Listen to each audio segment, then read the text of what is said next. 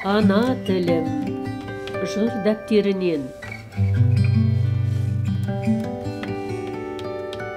Өлеңді жазған Роза Султаналиева.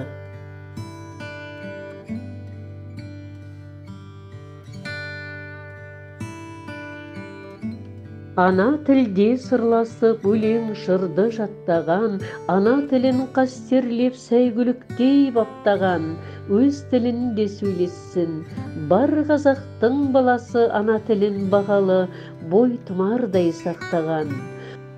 Ұлы Абай, жыр Жамбыл, дана Мұхтар тілінде.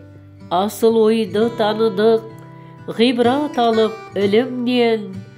Тізес емес шешенде қызыл тілден сүрінген, ағалмастай ақиқат, өткір сөзден білінген. Ана тілім бабадан, ұлы мұра боп қалған, тілмен ғана ағытып, ой тереңін ақтарған.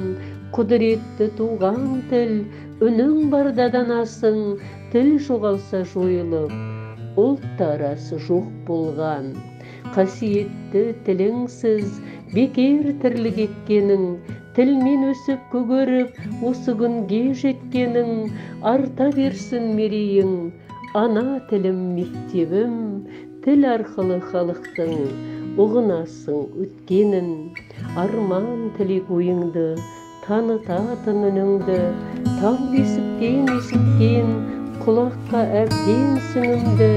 Жығылмайтын туымдай, көтерейік баласың, уыз сүтпен дарыған, туған ана тілімді.